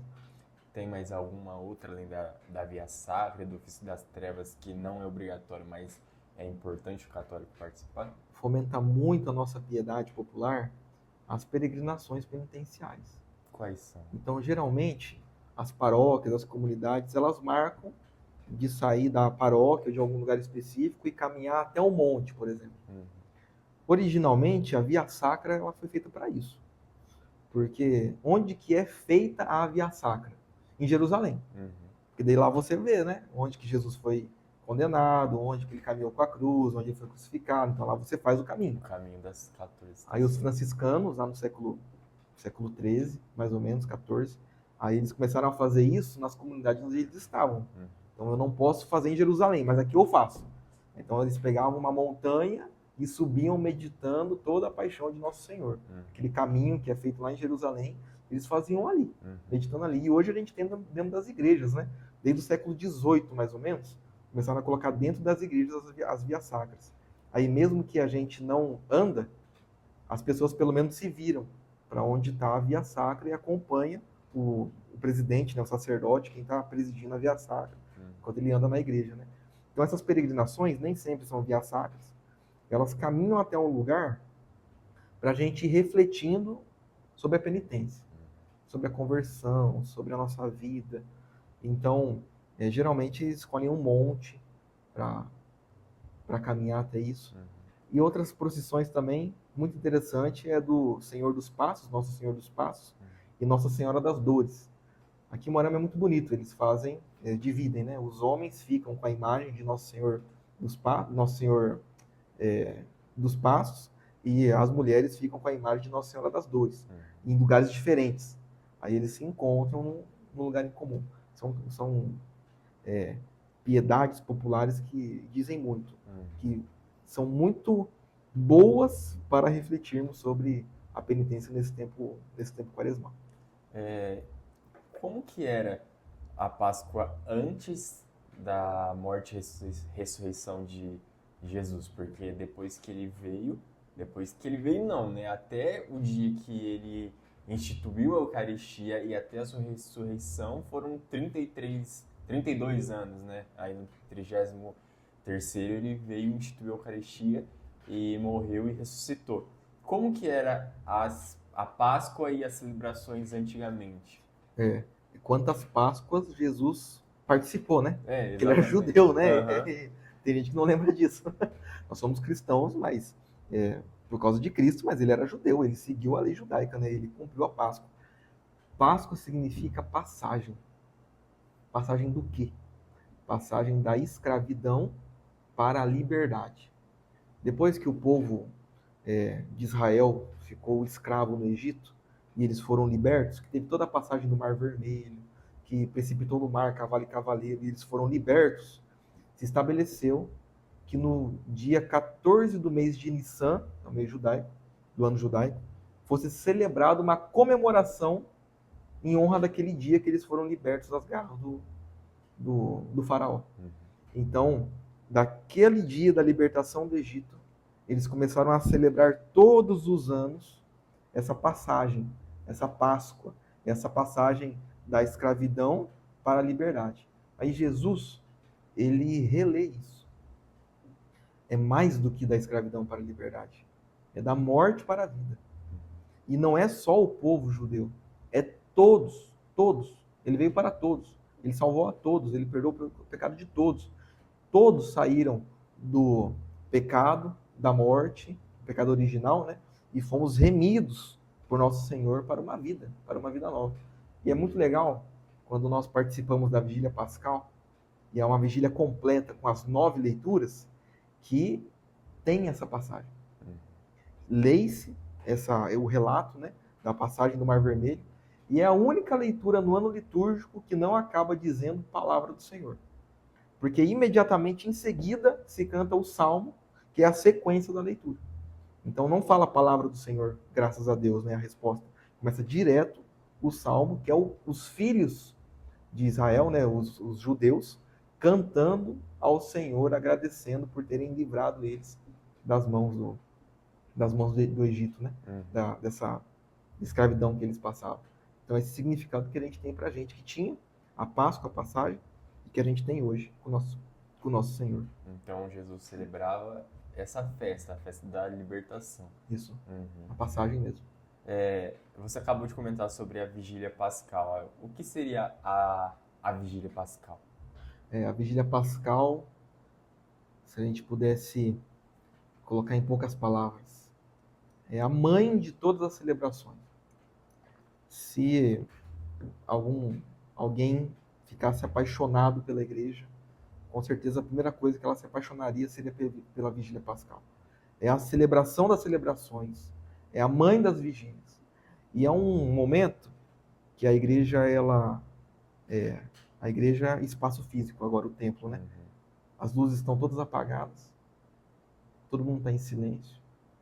E aos poucos vai ficando festivo, vai ficando alegre, vão acendendo as velas, todo mundo começa a entrar com as velas acesas na igreja que vieram do Sírio, e as luzes vão acendendo e o canto vai ficando mais alegre e a gente explode de alegria. A gente ouve toda a história da salvação sendo contada para a gente. A primeira leitura fala do Gênesis, lá na criação. Aí depois fala da passagem do Mar Vermelho. Aí todas as leituras vão nos preparando para entendermos a ressurreição de Nosso Senhor e o plano salvífico. Então, quando alguém participa de uma vigília pascal, bem celebrada, bem vivida, ela sai revigorada mesmo. Sai revigorada. A vigília pascal é como se fosse a missa aonde nós retornamos pro... É o sábado de Aleluia, seria? É o sábado, o sábado de Aleluia. Assim, o sábado tem dois nomes, né? Uhum. Sábado Santo e sábado de Aleluia. Uhum. Sábado Santo é pela manhã. O sábado de Aleluia é quando nós podemos cantar o Aleluia, que é só na vigília pascal que a gente pode cantar o Aleluia. O sábado de Aleluia é a vigília. Já é mais à noite, né? Uhum. Aí a gente celebra a vigília pascal, que é essa comemoração da morte para a vida. Se a gente compreende a grandiosidade que é o mistério pascal, a grandiosidade que é Deus se encarnar, morrer por nós e ressuscitar, a gente não tem palavras para explicar. Seria, por exemplo, os discípulos de Emaús vão conversando com o Senhor, eles, quando descobrem, abrem os olhos, eles simplesmente saem correndo de volta para Jerusalém, de tanta alegria, eles não se contêm mais naquilo. Maria Madalena, quando vê, sai correndo para contar para os apóstolos que estão reunidos ali. Então, essa alegria que a gente tem é manifestada na liturgia da vigília pascal. Então, a gente tem naquele momento essa alegria. Se a gente compreendesse mesmo, a gente se cairia em lágrimas em toda a vigília pascal. Eu me emociono até hoje. Toda a vigília pascal eu me emociono quando a gente canta aleluia. Termina a quaresma, você falou, na quarta-feira, quinta? Quando começa a missa da Quinta-feira Santa. Da Quinta-feira Santa. Isso. E quais são... O que acontece, tipo, nesses dias? Claro, também remetendo a história. O que acontece na quinta-feira, na sexta e no sábado? O domingo é mais uma... No caso, como se fosse um domingo, não, digamos, normal, sim, mas um domingo, assim, que tem que ir à missa, um domingo de Páscoa. Uhum. Então, é uma celebração da igreja. Mas a Páscoa em si acontece no Tríduo Pascal, que daí é quinta, sexta e sábado. Então, o que especificamente acontece nesses dias para explicar para as pessoas? O Tríduo Pascal, ele é um mistério. É o mistério pascal. E ele é tão denso que ele precisa ser celebrado em diferentes celebrações. Então, não tem como a gente celebrar o mistério pascal de uma forma só. Então, a gente divide num tríduo. Uhum. Primeiro, tem a Quinta-feira Santa, para falar da instituição da Eucaristia, da instituição do sacerdócio, do sofrimento de Nosso Senhor, dele passando a noite, que é uma missa que não tem bênção, né? Uhum. Final, acaba sem a bênção essa celebração. Aí nós passamos a noite inteira com o Nosso Senhor. É na quinta que tem o lava-pés, né? Na quinta tem o lava-pés, o mandamento do amor. Uhum. Ele ensina o mandamento do amor para nós, né? Aí na sexta-feira nós passamos com o Nosso Senhor em silêncio e recolhimento. Meditamos a sua paixão. Geralmente às 3 horas da tarde da sexta-feira santa. Meditamos a sua paixão. E uma celebração à parte também. Uma celebração que só acontece naquele dia. Não, é um dia que não tem missa. Não é celebrado nenhuma missa no mundo inteiro. É uma celebração que não é uma missa. Uma celebração litúrgica, uma solene ação litúrgica da paixão de Nosso Senhor. Que tem o beijo da cruz, que tem toda... A gente desvela a cruz, a gente adora o mistério da paixão de Nosso Senhor. Naquela cruz beijamos ela, né? Fazemos ali um ato de adoração. Aí depois passamos em silêncio, esperando a alegria do Sábado Santo. Somos convidados nesse dia a pensar como que estavam os apóstolos naquela casa, sabe? Fico imaginando eles olhando para Nossa Senhora e se perguntando, será mesmo? Será mesmo? E Nossa Senhora deveria estar serena, né? Ela guardava tudo em seu coração. Eu fico imaginando todo Sábado Santo, como que os apóstolos olhavam para Nossa Senhora e pensavam, será que vai dar certo? E na hora que Maria Madalena anuncia que o Senhor ressuscitou, Nossa Senhora não foi lá no túmulo, mas eu imagino no meu coração que ela pensou assim: ah, eu sabia que isso ia acontecer, eu sabia. A gente consegue até imaginar que ela já sentiu antes no seu coração isso, né, essa alegria. Mas acho que ela pensou assim: ah, eu sabia que isso ia acontecer. Ele não, meu Deus não falha, meu filho nunca mentiu para mim. E a gente celebra a Vigília Pascal, que é a maior alegria que um cristão pode celebrar, que é a ressurreição de nosso Senhor Jesus Cristo. Uma alegria imensurável para todo mundo. E assim, sempre tem essa dúvida de que Jesus ressuscitou no terceiro dia, mas ele morreu na sexta. E nós comemoramos no sábado a ressurreição dele. Por Sim. que, tipo, não é ou no domingo ou na segunda, 3 dias, né? Porque ele morreu na sexta e no sábado ele ressuscitou. Um dia para nós, Um né? dia só? São 3 dias pra gente. Olha só, a Vigília Pascal, ela tem que começar depois que o sol se põe. E pra gente sabe que na nossa tradição, nas solenidades, ela começa na véspera. Então o domingo começa no sábado à noite, né? Porque pro judeu, o dia começava na véspera. Quando o sol se punha, já começava o próximo dia. Quando ele avistava a estrela de Davi no céu, né? Já começava o próximo dia. Aí só, isso é conta. Sexta-feira, 15 horas. Paixão de Nosso Senhor, né? Pelo Evangelho, ele morreu ao meio-dia, né? Aí ele desce da cruz às 3 horas. Primeiro dia. Tá de dia ainda, né? Primeiro dia. Aí o sol se põe. Segundo dia. Aí começa o sábado. E a gente é obrigado a esperar o sol se pôr no sábado para começar a Vigília Pascal. Terceiro dia. Então, mesmo que na nossa cabeça seja um dia, liturgicamente, e lá naquela época, dava certinho 3 dias para a ressurreição de Nosso Senhor. Tá tudo perfeito. Perfeito mesmo. Perfeito mesmo. A igreja nunca falhou nessa questão. É muito... Quando eu era menor, eu ficava pensando, mas por que ele morre na sexta? No sábado já comemora. Sábado, não era 3 dias, ressuscitará no terceiro dia. No credo a gente reza isso, né? E daí eu ficava pensando, mas por que, sabe? Agora entendo melhor. E também, assim, geralmente na quinta-feira, nós passamos em adoração durante a madrugada. Seria uma vigília também isso? Tem um nome específico? Isso, é uma vigília. O Senhor fala, né? Estais vigilantes, orai sem cessar. Aí a gente lembra dos apóstolos, né? Que foram com ele, enquanto ele suava sangue, os outros dormiam lá. Então nós somos convidados a não dormir. A estar com o nosso Senhor em oração. Por isso que muitas comunidades fazem até escala para as suas comunidades conseguirem cumprir o tempo todo de adoração. A igreja pede o seguinte: a partir da meia-noite, que não tenha tantos instrumentos, que seja uma adoração mais silenciosa, mais reservada, mais serena. Tem que ser sereno o tempo todo, né? Da quinta para sexta-feira. Mas só que a partir da meia-noite, na sexta-feira inteira, que ela seja mais serena, mais reservada, um pouco mais sem tantos instrumentos, para priorizar a interiorização e também respeito pelo mistério que a gente está celebrando, né? A gente está acompanhando o nosso Senhor do sepulcro. A gente está esperando a ressurreição. Então, a gente sabe o que vai acontecer. A gente tem que viver inteiramente aquele momento, junto com o nosso Senhor. Entendi. Você falou sobre a questão dos judeus, sobre o dia e a noite. Por que a Páscoa ela nunca é no mesmo dia todos os anos? Por que também a Quaresma ela não tem um dia específico para começar? Tem em relação com o calendário judeu também? Tem com o nosso também, o nosso calendário. Inclusive com os nossos irmãos ortodoxos, que eles celebram a Páscoa em data diferente da gente. Mas esse ano vai ser tudo igual. Dia 20 de abril é a Páscoa de 2025 e deu que vai ser igual para nós e para a Igreja Oriental.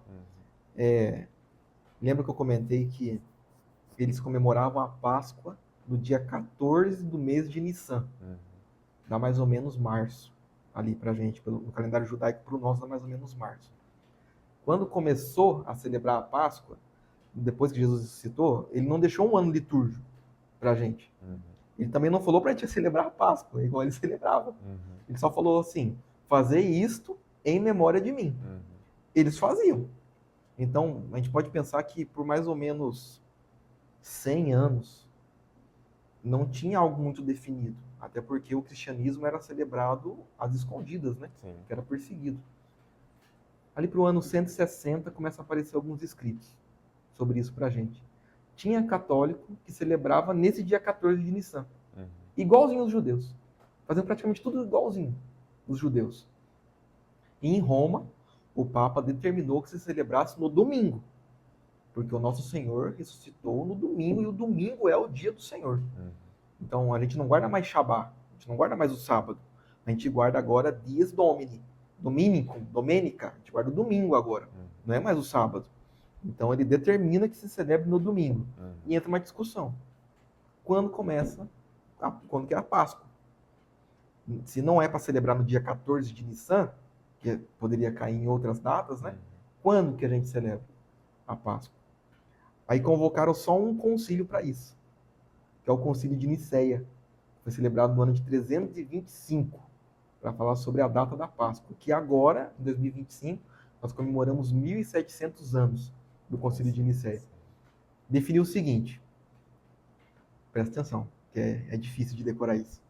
A Páscoa será celebrada no primeiro domingo, depois da primeira lua cheia, depois do equinócio de primavera, que é o equinócio de março.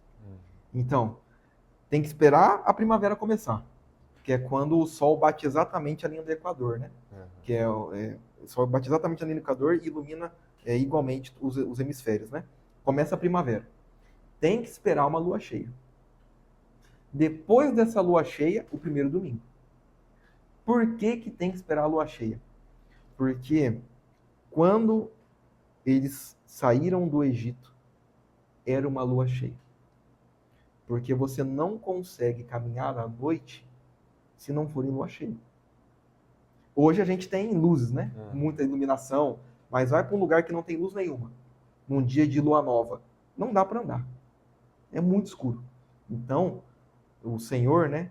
Adonai, Yahvé, colocou uma lua cheia para quando eles fugissem do Egito, eles conseguissem ver onde estavam pisando. Então, para isso, a gente também espera uma lua cheia para a gente lembrar desse fato. A gente espera uma lua cheia para conseguir celebrar a Páscoa no domingo seguinte. Então, e é primavera só no hemisfério norte, que para a gente não é primavera aqui, né? Na época de março. Mas só que o calendário litúrgico ele é pensado como no hemisfério norte, porque as principais celebrações aconteciam em Roma e algumas coisas foram tiradas de Jerusalém. Então, Jerusalém é o relógio do mundo, né? Então, ali teve muita verdade da história aconteceu ali. Então, a gente segue a verdade daquele sinal que aconteceu lá em Jerusalém e muitas celebrações foram instituídas em Roma também. E está no hemisfério norte, né? Então, a gente segue por lá o ano litúrgico. A Páscoa a gente celebra no domingo ou no sábado? Eu também tenho essa dúvida, porque, tipo, Jesus ressuscitou no sábado, mas a gente celebra no domingo. Ele ressuscitou no domingo. No domingo. No domingo. Mas só que o sábado, o domingo, liturgicamente, começa no sábado. Começa no sábado, é verdade. Então, a quarta-feira de cinzas, ela ocorre depois dessa lua cheia ou é a Páscoa? Eu não consigo compreender muito. É difícil. A Páscoa, o cálculo o que fixa todas as datas? A Páscoa. A Páscoa. Então, esse ano, pelo cálculo, a Páscoa deve ser celebrada no dia 20 de abril. Porque é o primeiro domingo, depois da primeira lua cheia, depois do equinócio de março, da primavera. Então, é 20 de abril, essa data. Aí agora é só fazer conta para trás.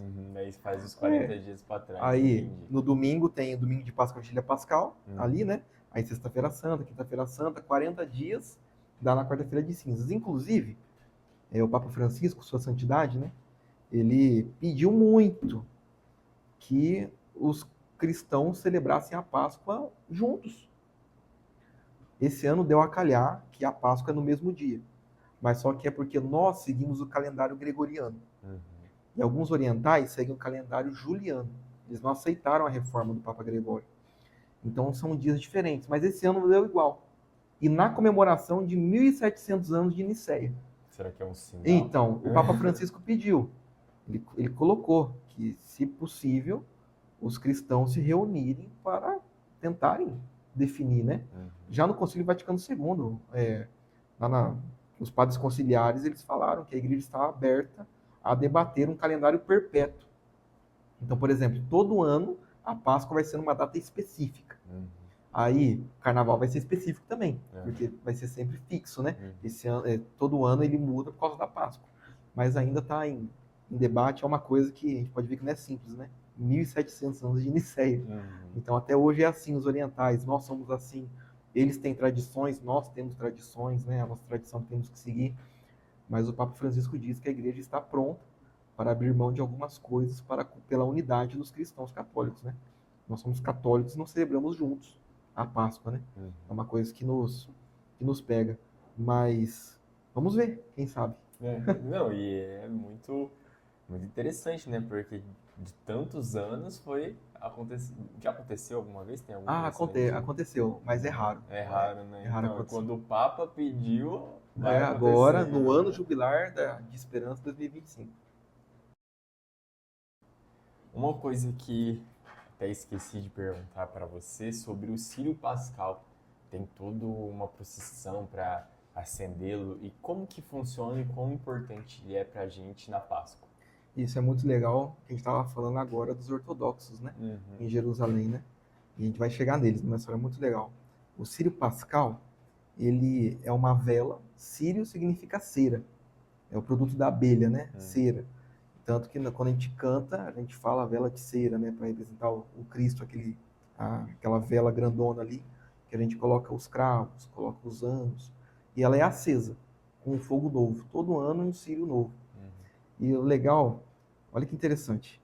Lá na capela do Santo Sepulcro, em Jerusalém, lá quem cuida são os ortodoxos, né? O patriarca Teófilo III. É sua beatitude, Teófilo III, patriarca ortodoxo de Jerusalém. E eles celebram a Páscoa também. Lá é muito interessante que eles fazem assim. Antes, as autoridades religiosas, civis, eles investigam para saber se está limpo o Santo Sepulcro. Se não tem nada que faça fogo, se não tem nada que possa fazer fogo lá dentro, alguma coisa diferente. Aí eles rolam uma pedra e eles lacram com uma cera. E cada um coloca o seu carimbo lá.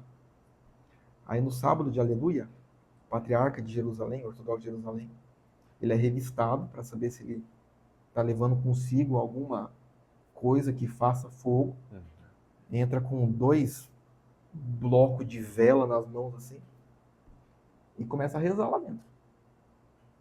Reza. E ele sempre sai com as velas acesas lá de dentro. Sem fogo, sem nada que faça fogo, sem fósforo, E ele sempre sai com as velas acesas lá de dentro. E é um alvoroço, né? Porque lá fica lotado de gente. Aí as pessoas querem acender as suas velas. E, às vezes, algumas velas acendem sozinhas. As pessoas estão esperando a vela chegar, o fogo novo, e a dela acende. Assim, do nada. E as pessoas passam aquele fogo no rosto e não queima. Não consome. Então, é algo incrível mesmo. É algo incrível.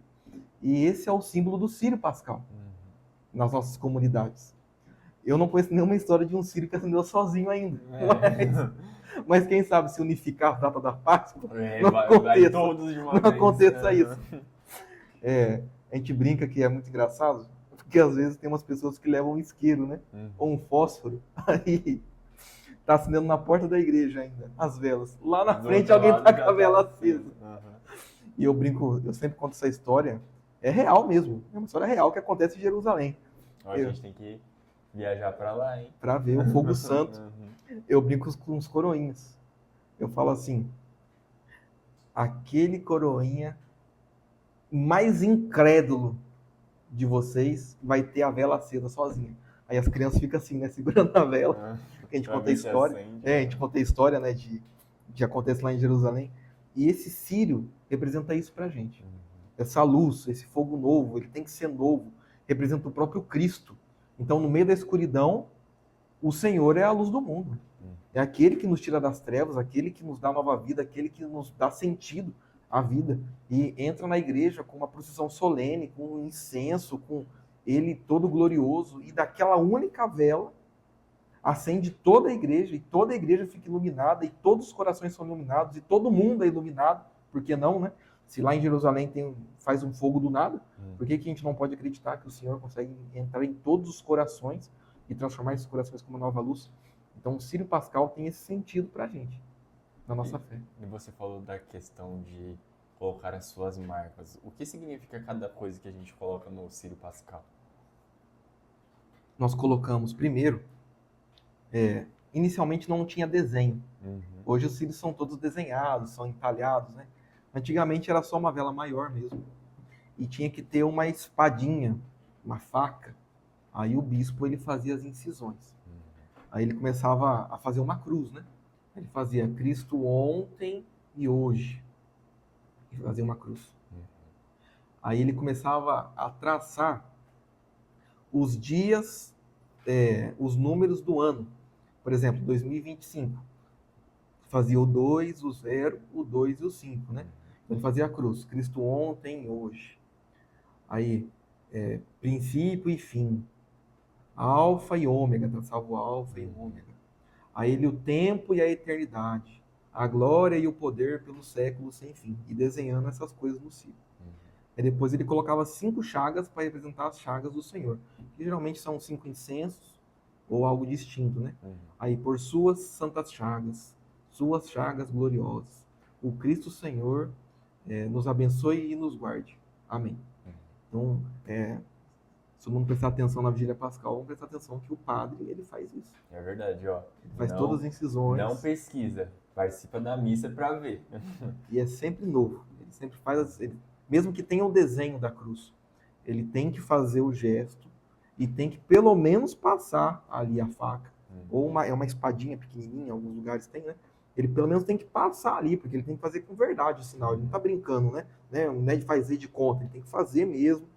Mesmo que esteja já entalhado, ele passa por cima, fazendo, e coloca os cravos, e por final ele acende o Círio Pascal com um fogo novo. E depois a comunidade. E todo mundo tem a chama acesa.